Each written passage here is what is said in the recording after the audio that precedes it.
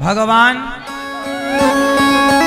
सुंदर सी बांसुरी बजाते हैं। ये बांसुरी स्वयं भगवान श्री कृष्ण है और भगवान शिव हैं। तो शिव जी बांसुरी बनकर भगवान को प्राप्त हुए और शिव जी एक रूप से कैलाश में विराजे। अब भगवान थोड़ा बड़े हो गए, घुटनों के बल चलते हैं। कभी भगवान माखन घर पे से निकाल कर मटकी से और प्रेम से मक्खन खा लेते हैं। कभी भगवान ग्वाल वालों के संग जाकर के माखन किसी गोपी के घर घुस के और माखन खा लेते हैं। गोपियां मथुरा जा रही हैं, मटका लेकर के मक्खन से भरा भगवान तोड़ देते हैं। मैया, ओ भैया बैठ जाओ, लाला मोबाइल वाले भैया सब बैठो। मैया, ओ गुलाबी मैया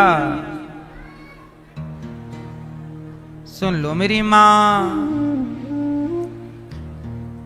भगवान अब अपनी दिव्य बाल लीलाएं स्टार्ट करते हैं। गोपियों के घर भगवान माखन चुरा लेते हैं, ग्वाल वालों के संग चले जाते हैं। जिसके घर में माखन दिखाई पड़ा, खाने की चीजें दिखाई पड़ी, खा लेते हैं। माखन से बड़ा प्रेम है भगवान को, खूब मक्खन खाते हैं। हाँ या ना? खूब मक्खन खा रहे हैं, खूब ग्वाल वालों के संग जा जाके छींके से मक्खन का गोला बना बना के। गोपियों को पता लगा कि सारा मक्खन खत्म, कहाँ चला गया, कुछ जानकारी मिली नहीं। एक सखी बोली, बहन तेरे घर से हमने कन्हैया को निकलते देखा है।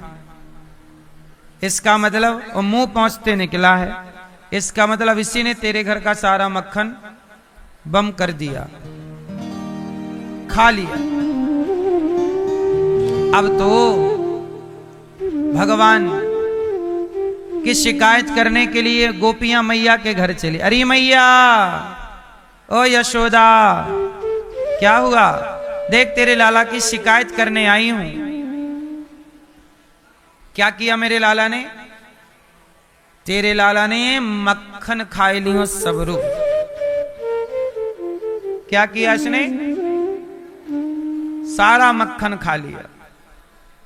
क्या किया? बम, सारा मक्खन।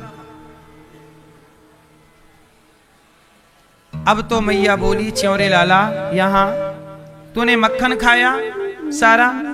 कन्हैया बोले, मैया। भगवान बोले, मैया मैंने मक्खन नहीं खाया। मैया मोरी, मैं नहीं माखन खायो, मैंने बिल्कुल मक्खन नहीं खाया। तो ये गोपियां क्यों बोल रही हैं तूने मक्खन खाया? अरे मैया, एक नंबर की झूठी है। मेरे गाल पकड़ के ये तेरी गोपियां बोलती हैं, लाला मेरे से ब्याह करेगो? मैं बोलूं कि मैं इतना छोटो, तो इतनी बुढ़ी, मैं तेरे से ब्याह कैसे करूंगा? और मैं आपको मना कर दूं तो बोले तेरी मैया से शिकायत करूंगी। अब मैया तू ही बता, मैंने बुढ़ियों से ब्याह करूं?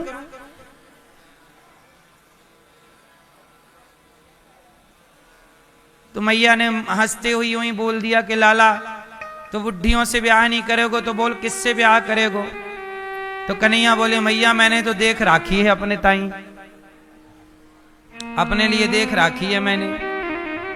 अच्छा, कौन छोरी देख राखी है तैने दारी के? अरे मैया तू जाने ना है? मैया बोली, मैं ना जानू। अरे मैया वो ब्रसभानु जी को ना जाने?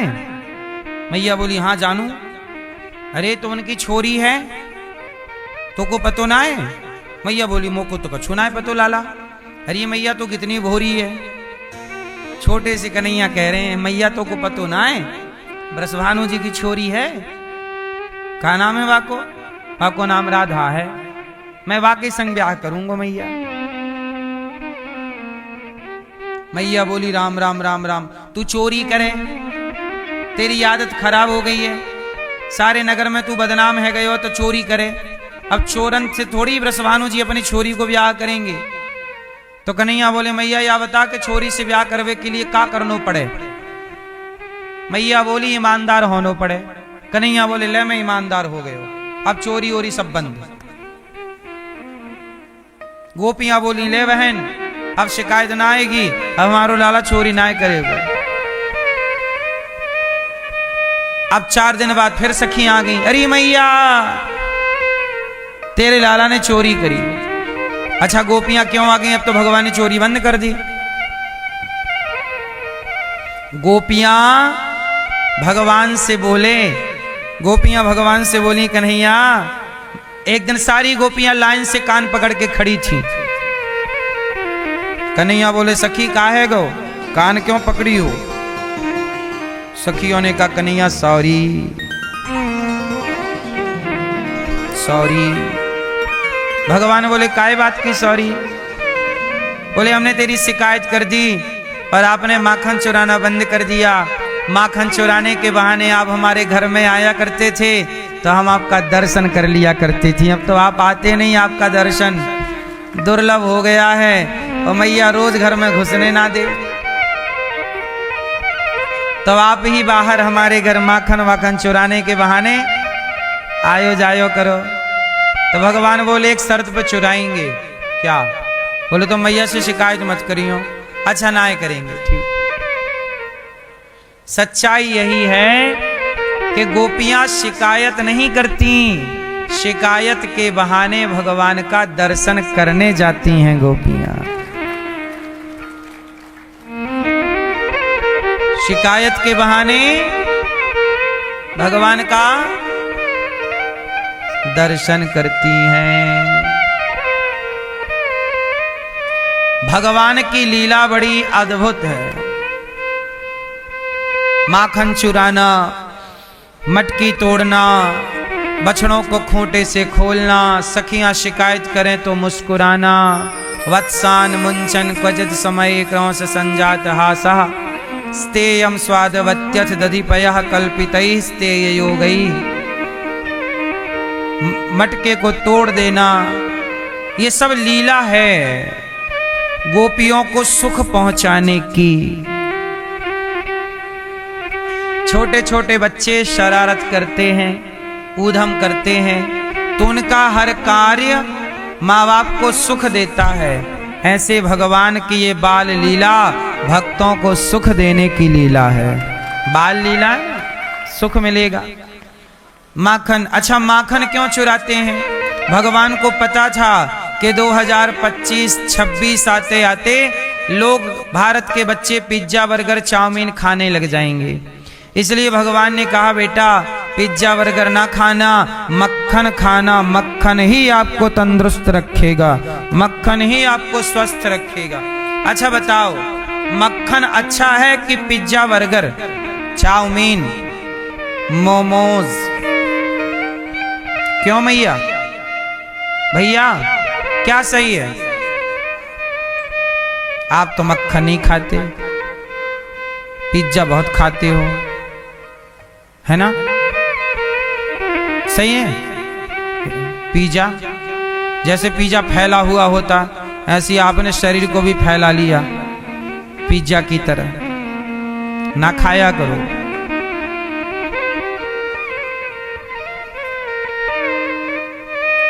खाना सही है पिज्जा बर्गर चाउमीन। तो गांव में मेरे हमारे गांव में एक मैया है। हमारे गांव में मोची समाज के लोग भी हैं और भी समाज के लोग। एक मैया उन्हीं में से एक मेरे पास आई, बोली बेटा हमारी पोती का ब्याह है, बेटे की बेटी। हम अपने गांव को भुलाए नहीं है, भूले नहीं है। हर बेटी के विवाह में हम साथ जरूर रहते हैं। उन लोग जितना हमसे हो जाए, हम उस गांव में भीख मांगे हैं। जब हमको जरूरत थी तो गांव के लोगों ने दिया है। अब हमारा कर्तव्य है कि उनकी टीम अलग है कि जो माताओं को समय पे नहलाएं धुलाएं, उनके कपड़े धोएं, उनके बर्तन धोएं, उनको सब उन माओ को दवाई देने वाली टीम अलग है, माओ का हॉस्पिटल ले जाने वाली टीम अलग है। 2 एम्बुलेंस हैं, दिन रात तैनात हैं। कब किस माँ को जरूरत पड़े तुरंत, माँ जरा दिक्कत हुई तुरंत हॉस्पिटल लेके भागते हैं। आधी रात 2 बजे हो या दिन के 12 बजे हो। देख आप लोगों को केवल ये दिखता है सेवा, लेकिन इसके पीछे जो व्यवस्थाएं हैं वो बड़ी व्यवस्थाएं हैं। गौरी गोपाल का बिजली का बिल कितना है? 18 लाख महीने का। हर माँ के कमरे में एसी लगी है, देखा आपने? जो वृद्ध माँ यहां रहती हैं सब माओं के कमरे में एसी लगी है। सौर पैनल लगवा रहे हैं, वहां गुरुकुल में लग रहे हैं, लगवा रहे हैं, बहुत जल्दी लगेंगे। बता रहे हैं कि सौर पैनल तो लगेंगे, लेकिन फिर भी ये व्यवस्थाओं में खर्चे। गाय है, गौशाला का अलग खर्चा है, गायों के लिए जो है व्यवस्थाएं वो अलग है। हम आपको केवल ये बता रहे हैं कि सब मोटी मोटी सेवाएं हैं। अब यहां सोचो बिजली का खर्चा किसमें है? रोटी की मशीनें चलती हैं, 1 घंटे में 4000 रोटी निकालती है मशीन। मशीनें हैं, फिर भी 80 आदमी है केवल भोजन बनाने वाले। तो ये सब व्यवस्थाएं हैं, इतनी सारी व्यवस्थाएं, बहुत बड़ा काम करना पड़ता है, बहुत बड़ा मैनेजमेंट है। आप लोगों से बस इतनी सी प्रार्थना है कि आप सब इन माँओं को भोजन का सहयोग अवश्य कीजिएगा, क्योंकि यहाँ जो माएँ रहती हैं उनका अपनों का अब तो कोई सहारा नहीं है, आप सबके सहारे हैं। सौर पैनल लगा रहे हैं बहुत जल्दी ताकि बिजली का लोड कम हो। माँओं की दवाई का बहुत खर्चा है। किस चीज का खर्चा ज्यादा है? दवाइयों का। अब हर माँ बूढ़ी है और कोई ना कोई दवाई लगनी ही लगनी है, तो ये खर्चे बहुत हैं। तो आप लोगों से बस यही प्रार्थना है कि सहयोग के हाथ बढ़ाए रखिएगा। गौरी गोपाल गुरुकुल में 150 बच्चे पढ़ते हैं।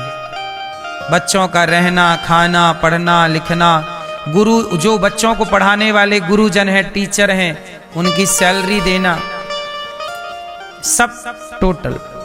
और एक चीज और आपने देखी होगी, गौरी गोपाल आश्रम में फ्रंट में कोई दरवाजा नहीं है?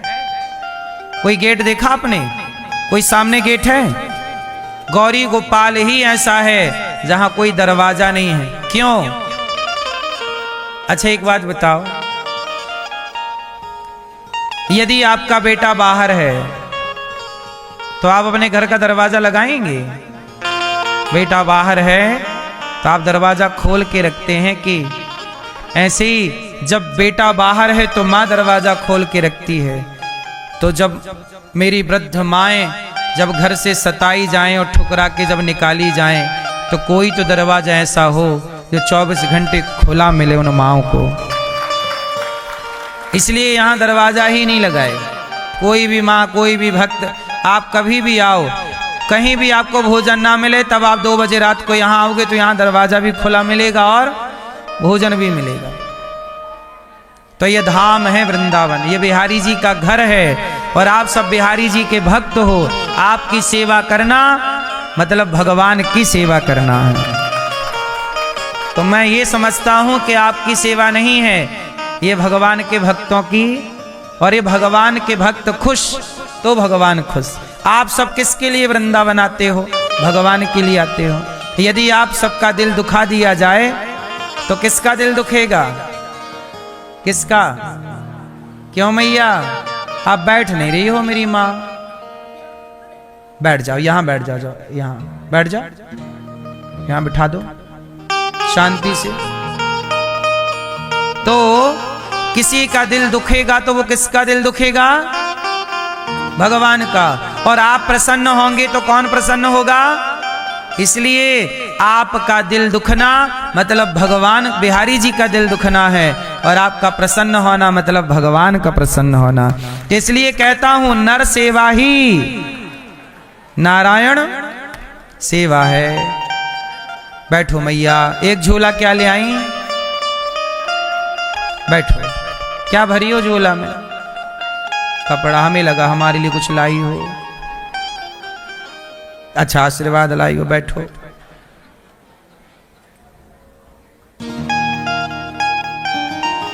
तो भगवान मिट्टी खाए खोलो में मुंह, इतने से मुंह में पूरा ब्रह्मांड का दर्शन हो गया।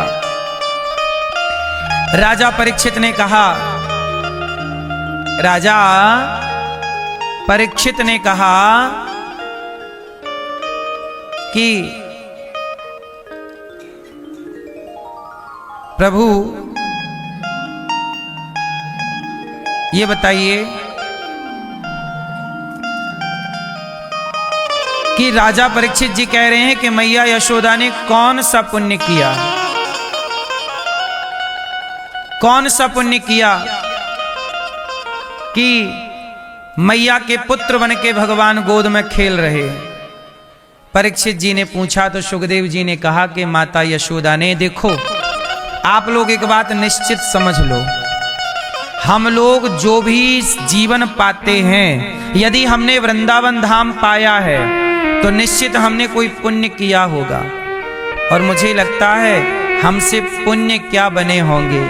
वृंदावन आ पाए तो ये पुण्य तो भगवान जाने क्या होगा, लेकिन ये जरूर मानना पड़ेगा कि आप पर भगवान की कृपा जरूर है। क्योंकि ये कृपा के बिना, यदि आप दुखी हैं, बात समझो, यदि आप दुखी हैं तो समझना कि आपके कर्मों का फल मिल रहा है। सुखी हैं, ये भी आपके कर्मों का फल है। माता यशोदा पिछले जन्म में एक सामान्य सी स्त्री थी, इनका नाम था धरा। माता यशोदा का नाम क्या था? पिछले जन्म में सामान्य सी स्त्री थी, जंगल से लकड़ी काटती, सूखी बाजार में बेचती, जो मिल जाता खाती और संतों को भोजन कराती और फिर खाती। बिना भोग लगाए संतों को कुछ खाती नहीं। नियम था माता धरा का कि साधु सेवा करके खाऊंगी, साधु सेवा करूंगी, थोड़ा सत्संग करूंगी, भगवान का चिंतन करूंगी, भोग लगाऊंगी, फिर खाऊंगी। अब मैया का नियम था जंगल जाना, लकड़ी समेटना, बाजार में बेचना और उसी पैसे से साधु की सेवा करना। ये 12 महीने का काम था माता धरा का। एक दिन क्या हुआ कि माता धरा पर भगवान की नजर पड़ गई। भगवान ने कहा, माता ये तो बहुत बड़ी भक्त है हमारी, चलो थोड़ा परीक्षा ले लेते हैं। तो भगवान परीक्षा लेने आए और बने क्या? साधु। साधु बनकर आए, माता धरा से बोले मैया भूख लगी है। अच्छा, माता धरा संतों को भोजन करा चुकी थी, संत लोग खा पी के जा चुके थे, माता धरा भी भोजन कर चुकी थी। अब बज रहा था लगभग 2 दोपहर के 2 और मैया सवेरे संत लोग आ जाते तो 12-1 बजे तक सबको खिला पिला देती और अपना खा पी लेती। 1 घंटा भजन करती, फिर लकड़ी समेटने जाती। आज एक टोली संतों की तो खा के चली गई। अब ये जो दूसरी टोली आ गई संतों की, 8-10 संत फिर आ गए। संत बोले, माता भिक्षाम देही, भूख लगी है, क्या कुछ भोजन मिलेगा, कुछ खाना पीना मिलेगा? तो कहा, हाँ हाँ मिलेगा, क्यों नहीं मिलेगा। संतों ने कहा कि भूख लगी है। माता धरा ने कहा, ठीक है आप बैठिए, मैं आपकी सेवा करती हूं। मैया उस दिन ना माँ के पास कुछ नहीं था, अब जो था तो संतों को खिला पिला के विदा कर चुकी। अब ये दूसरी बार कोई आ गया, अब आपके घर एक बार भोजन बन गया, अब फिर से बनाना पड़े तो कुछ ना कुछ तो कम रह ही जाएगा। क्यों? साग सब्जी भी व्यक्ति उतनी ही रखता है हिसाब किताब की। और मैया तो गरीब थी, संत लोगों के लिए कुछ बचा नहीं। अब वो बाजार में गई, मांगती फिरे कि भैया कुछ उधार दे दो, संत आए हैं, कोई कुछ ना दे। तब माता धरा ने किसी से कहा कि भैया हमें पैसे कुछ उधार दे दो, संत आए हैं, भूखे चले जाएंगे तो बड़ा पाप लग जाएगा। उन्होंने कहा कि हम पैसे दे तो देंगे, पर बदले में आप हमें क्या दोगी? माता धरा बोली कि क्या दूं, 15 दिन में अब आपका पैसा चुका दूंगी। बोले नहीं, 15 दिन का हम इंतजार नहीं कर सकते, यदि आप देना चाहती हो तो अभी दो। माता धरा बोली कि अभी तो कुछ है नहीं गिरवी रखने के लिए। उस व्यक्ति ने कहा कि देखो तुम बहुत सुंदर हो, यदि तुम अपने स्तन हमें दे दो तो हम तुम्हें दे देंगे पैसा। मतलब उस व्यक्ति की माता धरा पर नियत खोटी हो गई। माता धरा समझ गई कि इस व्यक्ति की नियत अच्छी नहीं है, पर करूं तो करूं क्या? कह रहा है कि स्तन दे दो। माता ने कहा कि देखो साधु खड़े हैं द्वार पर, तुम क्या कह रहे हो? उसने कहा नहीं, बात नहीं बनेगी। माता ने कहा अच्छा ठीक है, तू चमड़ा ही तो मांग रहा है शरीर का, स्तन ही चाहिए ना तुझे? हाँ हाँ। माता ने चाकू से अपने स्तनों को काट दिया। स्तन चाहिए, काट के उसके हथेली पे रख दिया, ये ले। अब पैसे जितने जरूरत थी उसने पहले ही रख दिए थे, उठाए, माता तो चली। अब वो आदमी तो अवाक रह गया, क्या कहे? उसकी तो बुद्धि पलट गई, चरणों में गिर पड़ा, माता क्षमा कर दो। माता ने कहा ठीक है, पर अभी संत खड़े हैं, बात ज्यादा कर नहीं सकती हूं। सामान खरीदा, खून गिर रहा है और संतों के लिए भोजन बना रही हैं। वो भोजन बन गया, परोस रही हैं। संतों ने पंगत लगाई, लाइन से बैठे, सबको पत्तल में परोसा। संतों ने कहा माता ये खून बहुत गिर रहा है, कहां से गिर रहा है, क्या हुआ? अब माता कपड़ा पड़ा बांध ली कस के, लेकिन छाती कटी हो तो खून कितना गिरेगा? संतों ने कहा माता ये खून कैसा? कहा कि महाराज ये मत पूछो, पहले आप भोजन कर लो। नहीं नहीं, संतों ने कहा कि आप कष्ट में हैं और हम भोजन करें, ये सही नहीं, पहले बताओ क्या हुआ आपको? माता धरा ने कहा कि हम कुछ पैसे मांगने गए थे, क्योंकि आप आए तब हमारे घर में अन्न का एक दाना नहीं था। तो क्या करते हो? पैसे उधार मांगे तो उसने कहा कि आपको स्तन देने होंगे। तो हमने भी सोचा कि स्तन मतलब चमड़ा मांग रहा है, यदि आप हमारे द्वार से भूखे चले जाते तो बड़ा पाप लग जाता। यदि शरीर देने से यदि साधु सेवा होती है तो कर लेनी चाहिए। ये चमड़े का मैं क्या करती बताओ आप? इस शरीर का मैं क्या करती? यदि ये सेवा में लगा तो अच्छा है। अब तो ये बात सुन करके वो साधु से साधु तो थे ही नहीं, भगवान ही तो पधारे थे परीक्षा लेने। प्रकट हो गए भगवान श्रीमन नारायण चतुर्भुज रूप में, और मां को हृदय से लगाकर बोले माता मैं ऋणी हो गया आपका। आपने संतों की सेवा के लिए, आपने संतों की सेवा के लिए शरीर को काट डाला। माता हमने दानी बहुत देखे हैं, पर सेवा के लिए ऐसा दान, छाती काट दी आपने। मैं आपका ऋणी हो गया। जब कोई व्यक्ति संतों की सेवा करता है तो सेवा आप संतों की करेंगे, और ऋणी कौन होगा? भगवान। अच्छा बताओ, आप सब भगवान के बेटे हो के नहीं?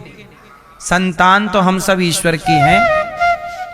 तो ये बताओ कि आपके बच्चे का कोई पेट भरेगा तो आपका बच्चा तो खा के भूल जाएगा, लेकिन आपको याद रहेगा ना कि इसने मेरे बुरे वक्त में मेरे बच्चों का साथ दिया है।